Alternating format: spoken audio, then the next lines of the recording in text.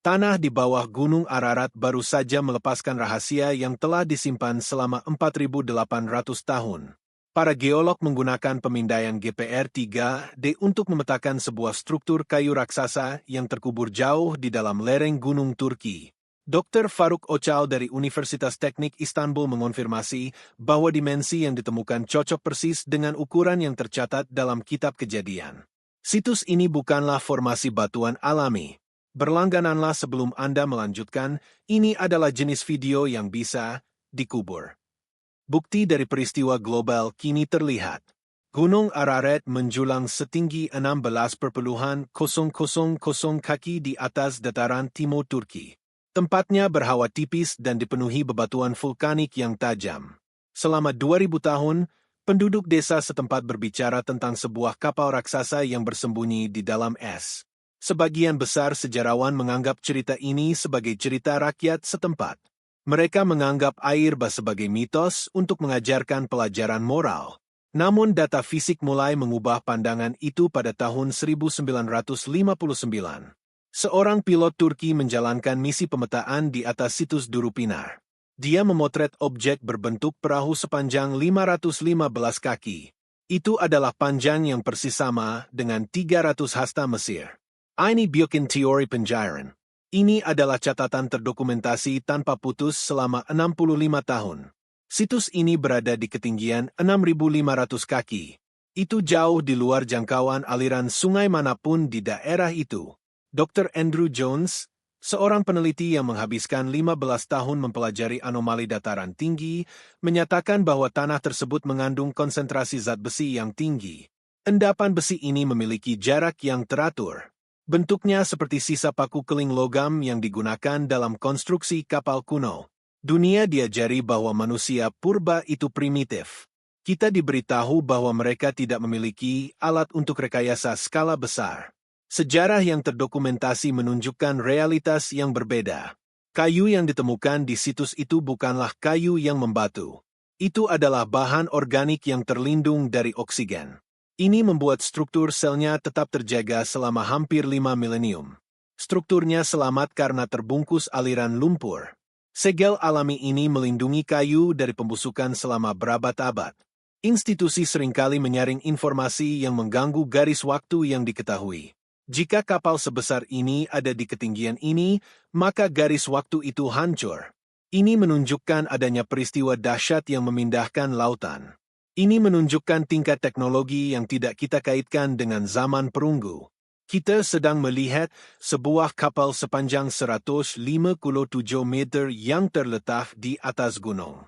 Situs Durupinar cocok dengan dimensi Alkitabiah hingga 1 inci pun. Sebelum kita lanjutkan, tulis jawabanmu di kolom komentar sekarang juga. Apakah kamu percaya ini adalah kapal buatan manusia atau tipuan geologi yang aneh? Saya membaca semua komentar. Dan pertanyaan ini akan membagi pendapat. Turki Timur, Museum Panas 1987. Ron Wyatt berdiri di punggung bukit yang terik matahari.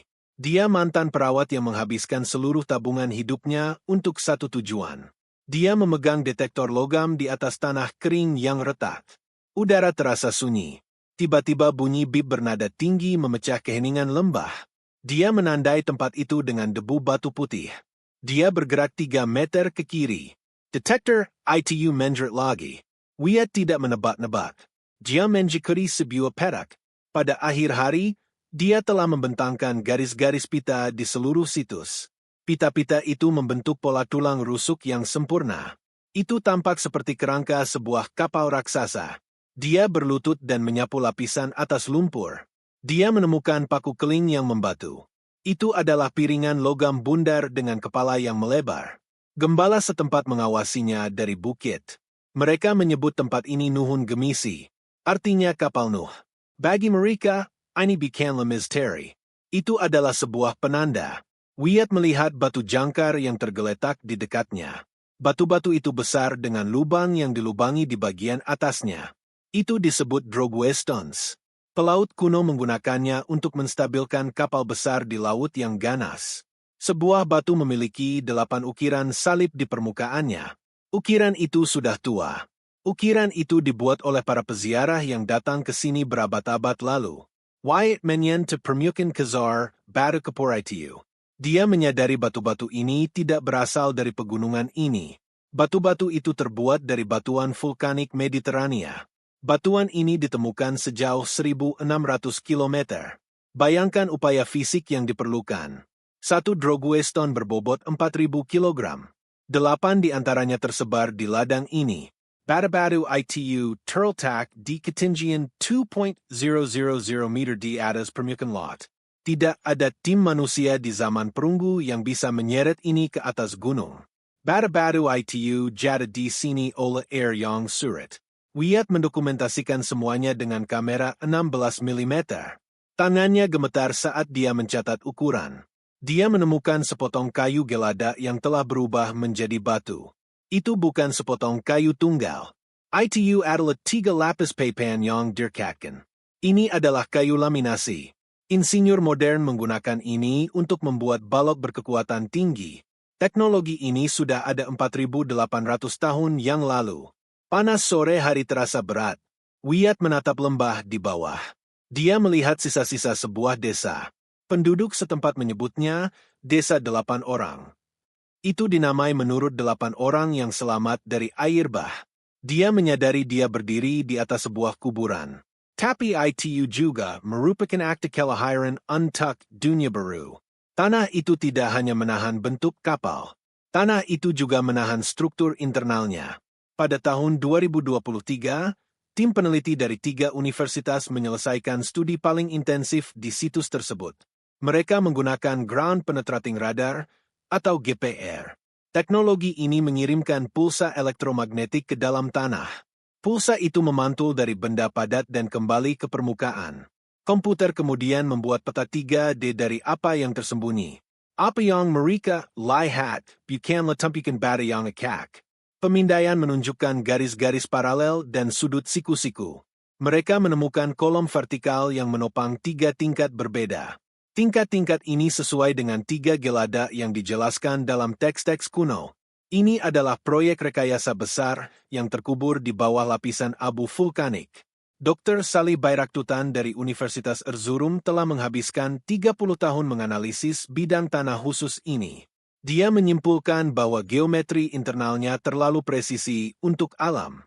Alam tidak membuat sambungan 90 derajat pada batu. Alam tidak menciptakan ruang berongga selebar 15 meter dalam barisan yang sempurna. Radar menunjukkan sebuah pintu besar di sisi lambung. Pintu ini lebarnya 10 meter. Saat ini pintu itu tertutup oleh 50 ton puing. Tapi bukan itu yang paling menjejakkan. Ini dia. Tim mengambil sampel inti dari dalam struktur. Mereka menjebor sedalam 10 meter ke dalam lemang. Mereka menemukan material yang di luar dugaan. Itu adalah campuran karbon organik, rambut hewan, dan serat buatan manusia. Profesor Roberto De Biagi dari Universitas Chieti di Italia memeriksa sampel-sampel ini. Dia menemukan bahwa karbonnya sangat terkonsentrasi. Ini menunjukkan sejumlah besar materi biologis pernah dikemas di ruangan-ruangan ini. Hasil laboratorium menunjukkan sesuatu yang lebih spesifik. Mereka menemukan jejak koprolit. Ini adalah kotoran hewan yang membatu. Sampel tersebut mengandung penanda DNA untuk spesies yang bukan asli dataran tinggi Turki. Mereka menemukan jejak hewan yang berasal dari iklim tropis. Materi ini ditemukan jauh di dalam gelada ketiga. Data teknisnya dingin. Angka dan pemindaian 3D tidak menangkap bobot dari apa yang terjadi di punggung bukit itu. Lahat kayu itu lagi. Itu adalah 3 lapis kayu yang direkatkan. Setiap papan dipotong, dikerok, dan disegel dengan tangan. Seorang pria menghabiskan puluhan tahun membangun sebuah kotak untuk menampung semua yang dia cintai. Dia melakukan ini sementara dunia di sekitarnya menjalani kehidupannya yang normal. Dia bekerja di bawah terik matahari sementara yang lain menertawakan gagasan tentang badai yang akan datang. Anda pasti pernah merasakan ini. Kebanyakan orang pernah merasakannya setidaknya sekali. Anda melihat kebenaran yang tidak mau diakui orang lain. Anda bersiap untuk perubahan yang dianggap mustahil oleh orang lain. Ada kesepian tertentu dalam persiapan itu. Itu adalah keheningan palu yang memukul kayu ketika tidak ada yang percaya perahu itu akan pernah mengapung. Teks ini menyebut pengalaman itu sebagai beban seorang saksi. Orang-orang di kapal itu bukanlah pahlawan dalam sebuah cerita. Mereka adalah para penyintas. Mereka duduk dalam kegelapan selama 370 hari sementara dunia yang mereka kinul terapis. Mereka mendengarkan air menghantam lambung kapal. Mereka hidup dalam bau bulu yang lembab dan biji-bijian basah. Mereka adalah satu-satunya jembatan antara dunia lama dan dunia baru. Bayangkan saat pintu akhirnya terbuka. Udara pasti terasa berbeda. Kesunyian ganang pasti begitu sempurna. Tidak ada kota yang tersisa. Tidak ada jalan. Tidak ada wajah yang dikenal. Mereka melangkah keluar ke lanskap yang diselimuti lumpur putih dan abu vulkanik. Mereka harus memulai dari awal hanya dengan apa yang mereka bawa di tangan mereka. Ini adalah pengalaman manusia universal tentang Great Reset.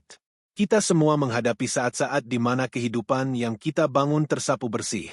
Kita menemukan diri kita berdiri di pantai baru, bertanya-tanya apakah kita memiliki kekuatan untuk membangun kembali. Kapal di gunung itu adalah pengingat fisik bahwa bertahan hidup itu mungkin. Itu adalah monumen bagi gagasan bahwa kehidupan menemukan jalannya melewati kegelapan. Itu memberitahu kita bahwa kehancuran seringkali merupakan pembukaan untuk sebuah awal. Kayu itu tidak membusuk karena ia dibutuhkan untuk catatan sejarah.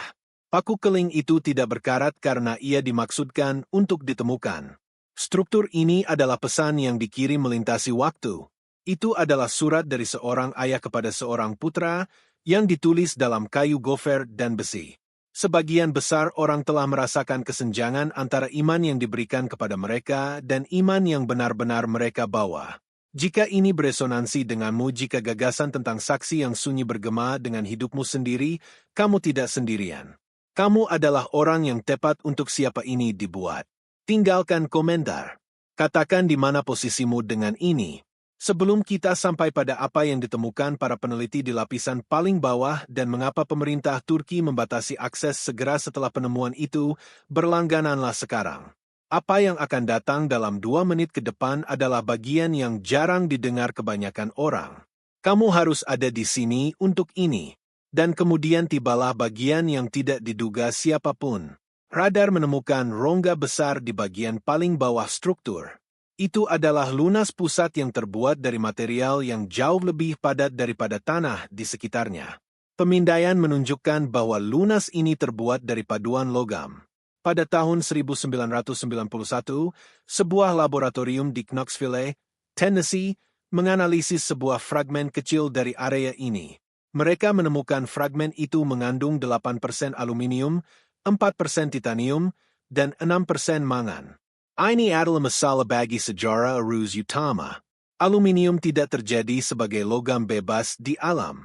Itu harus dimurnikan dengan menggunakan listrik dan kimia yang kompleks. Garis waktu resmi mengatakan manusia tidak mempelajari ini sampai abad ke-19. Namun, ini dia. Itu adalah bagian dari paku keling yang digunakan untuk menahan lambung kapal yang dibangun pada tahun 2800 SM.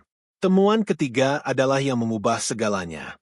Di bawah struktur, tanahnya berbeda. Tim menemukan lapisan lumpur laut. Ini adalah lumpur halus yang ditemukan di dasar laut. Lumpur itu mengandung cangkang makhluk laut kecil yang disebut foraminifera. Makhluk-makhluk ini hanya hidup di lingkungan air asin yang dalam. Mereka berada di gunung setinggi 2000 meter di atas laut terdekat. Hanya ada satu cara lumpur laut dalam bisa sampai di puncak gunung. Laut pasti pernah ada di sana. Dr. Bayraktutan menyatakan bahwa lapisan lumpur itu konsisten di seluruh pegunungan Ararat. Itu adalah pita setebal 2 cm dari dasar laut yang terperangkap di lapisan gunung. Ini mengonfirmasi bahwa air tidak hanya naik. Air itu tinggal cukup lama untuk mengendapkan dasar laut yang baru. Anda pernah melihat foto-foto situs itu. Bentuknya seperti jejak kaki yang berlumpur. Namun radar menunjukkan jejak kaki itu memiliki jiwa. Ia memiliki ruangan. Ia memiliki sistem ventilasi yang berjalan dari gelada atas ke bawah. Poros-poros udara masih terlihat pada pemindaian. Lebarnya 30 cm. Jaraknya setiap 5 meter di sepanjang garis tengah. Poros-poros ini dirancang untuk tujuan tertentu. Poros-poros ini dibangun untuk membuat ribuan makhluk hidup tetap bernapas di lingkungan tertutup. Ini bukan perahu untuk perjalanan akhir pekan. Ini adalah sistem pendukung kehidupan. Ini adalah brankas biologis yang dirancang untuk bertahan dari kiamat. Pemindaian juga mengungkap anomali aneh di bagian depan kapal. Ada benda besar dan berat yang terbuat dari batu dan logam. Bentuknya seperti baji. Para peneliti percaya ini adalah penstabil prasejarah. Itu berfungsi sebagai pemberat untuk mencegah kapal terbalik di ombak setinggi 30 meter. Perhitungannya sempurna. Berat baji menyeimbangkan daya apung lambung. Ini adalah momen cermin modern yang pertama. Kita pikir kita berada di puncak pencapaian manusia. Kita pikir kita adalah yang pertama menguasai bumi. Tapi kapal ini membuktikan bahwa kita tidak. Kapal ini menunjukkan peradaban yang memahami dinamika fluida dan metalurgi sebelum kita memiliki abjad. Mereka membangun sesuatu yang dapat menahan beban seluruh lautan. Dan mereka melakukannya karena mereka tahu hujan akan datang. Keberadaan kapal sepanjang 500 kaki di atas gunung seharusnya menjadi fakta paling terkenal dalam sejarah manusia. Namun, itu tetap menjadi catatan kaki di sebagian besar buku pelajaran. Ini bukan hasil dari konspirasi rahasia. Ini adalah hasil dari seleksi institusional. Organisasi melindungi narasi inti mereka. Ketika sebuah penemuan mengancam fondasi sebuah bidang, institusi sering memilih untuk mengabaikannya daripada membangun kembali seluruh sistem kepercayaannya. Ada 3 alasan konkret mengapa situs ini ditekan. Yang pertama adalah masalah waktu geologis. Pemahaman kita saat ini tentang bumi didasarkan pada uniformitarianisme. Ini adalah gagasan bahwa perubahan terjadi secara perlahan selama jutaan tahun. Air bah global membutuhkan peristiwa dahsyat yang terjadi dalam hitungan minggu. Ini bertentangan dengan karya ribuan ahli geologi. Pada tahun 1993, pemerintah Turki menyatakan situs itu sebagai taman nasional. Ini terdengar seperti langkah untuk melindunginya. Pada kenyataannya, itu mengakhiri semua penggalian pribadi. Dengan menjadikannya zona lindung, mereka dapat mengendalikan siapa yang masuk dan data apa yang keluar. Alasan kedua adalah eksklusi strategis. Situs ini terletak di zona militer yang sensitif di dekat perbatasan Iran dan Armenia. Area ini telah berada di bawah pengawasan tingkat tinggi selama 70 tahun. Selama Perang Dingin, AS menggunakan Gunung Ararat untuk pos-pos pendengaran guna memantau Uni Soviet. Tim arkeologi manapun di gunung itu dianggap sebagai risiko keamanan. Pada tahun 1982, militer Turki membatasi akses ke situs Durupinar untuk alasan keamanan nasional. Ini menghentikan momentum penelitian tepat ketika radar modern mulai tersedia. Alasan ketiga adalah tidak dapat dipertahankan secara politis. Jika kapal itu nyata, maka sejarah migrasi manusia salah. Itu akan berarti bahwa semua peradaban modern menyebar dari satu titik di pegunungan Turki. Ini menantang teori out of Africa dan garis waktu yang sudah mapan tentang perkembangan Sumeria dan Mesir. Institusi tidak suka mengakui bahwa peta utama mereka salah. Kita harus melihat satu peristiwa tertentu. 325 Konsili Nicea. Ini adalah pertemuan para pemimpin gereja yang diadakan di bawah Kaisar Romawi Konstantinus. Dalam pertemuan ini, para pemimpin memutuskan teks mana yang terilhami dan mana yang historis. Mereka berfokus pada makna teologis dari air bah. Mereka mengalihkan fokus dari bukti fisik. Mereka menginginkan cerita tentang iman, bukan situs yang terbuat dari kayu dan besi. Seiring waktu, lokasi fisik diperlakukan sebagai metafora. Pada abad pertengahan, kapal itu menjadi hantu. AI yang digunakan untuk menganalisis pemindaian saat ini tidak memiliki institusi untuk dilindungi. AI tidak memiliki reputasi untuk dipertahankan. AI diminta untuk mengidentifikasi pola dalam data 3D. AI memunculkan sebuah kapal. AI tidak peduli bahwa kapal itu berada 6.000 kaki di atas gunung berapi. AI hanya melaporkan geometrinya. Anda melihat polanya. Kebenaran tidak dihapus. Itu hanya dikategorikan sebagai tidak mungkin sampai dilupakan. Debu gunung dibiarkan menutupi kayu itu. Peta-peta digambar tanpa penanda itu. Tapi gunung tidak peduli dengan peta kita. Gunung itu terus menahan beban kayu itu.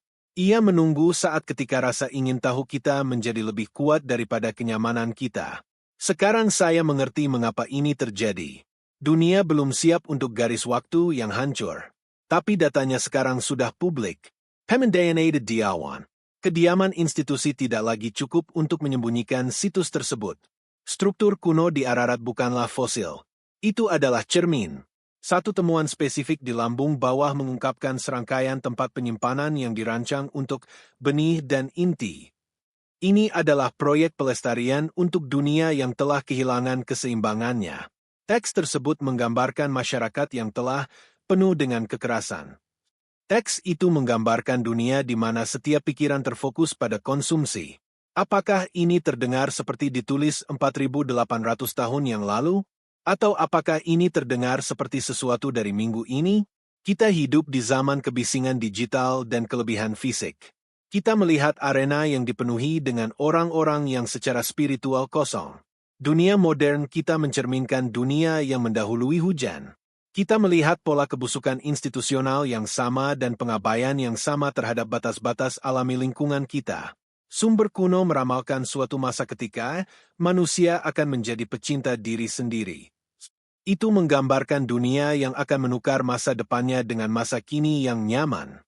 Kata-kata ini disalin dengan tangan oleh para biksu yang tidak memiliki konsep tentang pasar global atau media sosial. Mereka tinggal di sel batu, namun mereka melestarikan peringatan tentang iman yang dimonetisasi yang pada akhirnya akan mengecewakan para pengikutnya.